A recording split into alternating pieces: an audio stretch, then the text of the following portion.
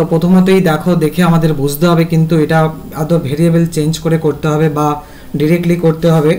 তো এখানে দেখেই বুঝতে পারছো যে রুটের ভেতরে এক্স স্কোয়ার ওয়াই স্কোয়ার উপরে এবং নিচে, তো এটা তো এমনি সম্ভব নয়, কিন্তু x square plus y square এই টার্মটা আমাদের হেল্প করছে বুঝতে যে এটা ভেরিয়েবল চেঞ্জ করে করা যেতে পারে, ব্যাস এইটুকুই দরকার। তো এখানে তো ইন্টিগ্রেশনের রেঞ্জ বলে দেয়নি, তাই আমাদের আলাদা করে এখানে এই ইনফরমেশনের হেল্প নিয়ে রেঞ্জটাকে বার করতে হবে। তাহলে আগে একটু ছবি আঁকা যাক। তাহলে বলছে কি এটা ডবল ইন্টিগ্রেট করতে হবে কি over the positive quadrant of the circle, তার মানে আমাদের প্রথম কোয়াড্রেন্টের কথা বলছে আর তার সার্কেলের এই পোর্শনটাকে কনসিডার করতে বলছে, তার মানে এই রিজিয়নটার কথাই ওরা বলছে। ডেফিনেটলি আমরা জানি ফার্স্ট রিজিয়ন আবার সার্কেল দ্বারা যদি বাউন্ডেড হয় তাহলে সেই ক্ষেত্রে আমরা থিটাটা পরিষ্কার দেখতে পাই 0 থেকে π/2। তাহলে আমরা কি কি ট্রান্সফরমেশন করছি না, আমরা এখানে x ইকুয়াল টু পুট করছি r cos থিটা, এখানে আমরা পুট করছি y equal to r sin theta. Definitely এর জন্য আমাদের যে জ্যাকোবিয়ানের যে ভ্যালুটা আসবে সেটা আসবে কি r, এটা আমাদের অ্যাকচুয়ালি অ্যাবসলিউট ভ্যালু বার করছি আর এমনিতেই পজিটিভ হয়। এবং থিটাটা তাহলে কিভাবে চেঞ্জ হচ্ছে, ডেফিনেটলি 0, এই যে দেখতে পাচ্ছ এখানে থিটার ভ্যালুটা 0 থেকে এবং থিটার ভ্যালুটা এখানে π/2 পরিষ্কার, তাহলে 0 to π/2। আরটা একটু গন্ডগোল করে, তাহলে আর এর ভ্যালুটা কি, ডেফিনেটলি এখানে দেখতে পাচ্ছ এখানে অরিজিন, তাই এর মিনিমাম ভ্যালু 0 আর ম্যাক্সিমাম ভ্যালুটা বা আপার লিমিটের ভ্যালুটা এই যে আমাদের যে রেস্ট্রিকশন দেওয়া আছে এই রেস্ট্রিকশনে এখানে কি করতে হবে, এই ট্রান্সফরমেশনটা বসাতে হবে। এবং বসালে আমরা কি পাচ্ছি না r স্কয়ার ইকুয়াল টু 1 আর এর দুখানা ভ্যালু +-1, তো আমরা আরটাকে পজিটিভ যেহেতু কনসিডার করি তাই আরটাকে এখানে 1 নিচ্ছি।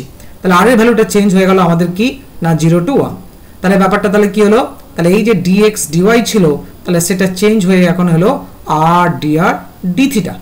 তাহলে আমাদের গিভেন যে ডবল ইন্টিগ্রেশনটা তাহলে এখন কি চেহারা নিচ্ছে না, নিচ্ছে যে থিটাটা 0 থেকে π/2 আমরা রেঞ্জ পেয়ে গেছি, আরটা এখানে চেঞ্জ হয়েছে 0 থেকে 1 আর বাকিগুলো দেখো definitely 1 minus r square 1 plus এই হচ্ছে r স্কয়ার আর এখানে dx dy এর জন্য আমরা লিখতে পাচ্ছি r dr d থিটা। এবার দেখো যেহেতু এখানে পরিষ্কার দেখা যাচ্ছে যে d থিটা আলাদা করে কোনো থিটার ফাংশন কোথাও নেই, আবার লিমিটের রেঞ্জগুলো কনস্ট্যান্ট, তো সুতরাং আমরা কিন্তু এটাকে কি সেপারেট করে নিতে পারি, অর্থাৎ এই যে থিটার জন্য যেটা 0 থেকে π/2 এখানে d থিটা, কারণ আর কোথাও থিটার ফাংশন আমরা আসবে না দেখতে পাচ্ছি না যেহেতু রেঞ্জ অফ ইন্টিগ্রেশন এখানে কনস্ট্যান্ট। তাহলে এইভাবে আমরা আলাদা করে নিতে পারি বা 1/1ও করতে পারি, কোনো অসুবিধা নেই।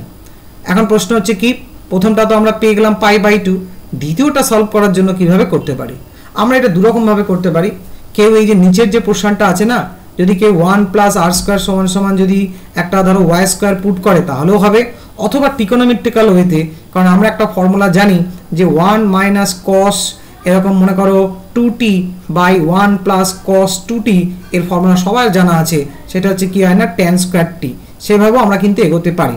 তো তুমি প্রথমটা ট্রাই করে দেখো 1 plus r square equal to y square put করেও পাবে, আবার এই ট্রিকোনোমেট্রিক্যাল ফর্মও পাবে। তো আমি ট্রিকোনোমেট্রিক্যাল ফর্মে এগোচ্ছি। তাহলে আমরা এখানে পুট করছি কি, definitely r square equal to আমরা এই cos 2t পুট করছি, তাহলে কি পেলাম ডেরিভেটিভ করে 2r dr আর ডান দিকে পাচ্ছি আমরা এখানে -2 ইনটু sin এই 2t আর অবশ্যই dt, তো দিক থেকে আমি 2 একটা কেটে দিতে পারি। আর দেখো লিমিটের রেঞ্জটাও কিভাবে চেঞ্জ হচ্ছে, তাহলে ডেফিনেটলি তুমি দেখতে পাচ্ছ আর যখন 0 তাহলে cos 2t হচ্ছে π/2, তাহলে এখানে cos 2t হচ্ছে তোমার 0 2t π/2, তো t হচ্ছে আমরা পেলাম π/4 আর যখন তুমি এখানে 1 পুট করছো তাহলে 0 পেয়ে যাচ্ছ। তাহলে আমাদের এখানে কি চলে এলো নতুন যে চেঞ্জটা t থ্রু দিয়ে, তাহলে tটা π/4 থেকে আমরা এখানে 0 পেলাম।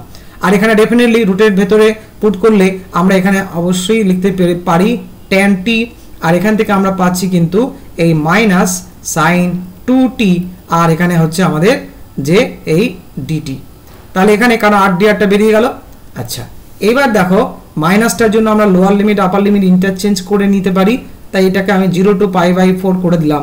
আর একটা জিনিস খেয়াল করে দেখো যে এখানে tan t কে যদি ভাঙি sin t by cos t বা sin 2t কে যদি ভাঙি sin t into cos t, তাহলে উপর নিচ cos t কেটে যাচ্ছে, তাহলে এখানে আমি অ্যাকচুয়ালি লিখতে পাচ্ছি কি না definitely 2 sin square t dt, যেহেতু অ্যাঙ্গেলটা π/4 আছে তাই এটাকে আমরা মাল্টিপল অ্যাঙ্গেলে নিয়ে যেতে হবে, তবে আমরা অঙ্কটাকে সলভ করতে পারবো।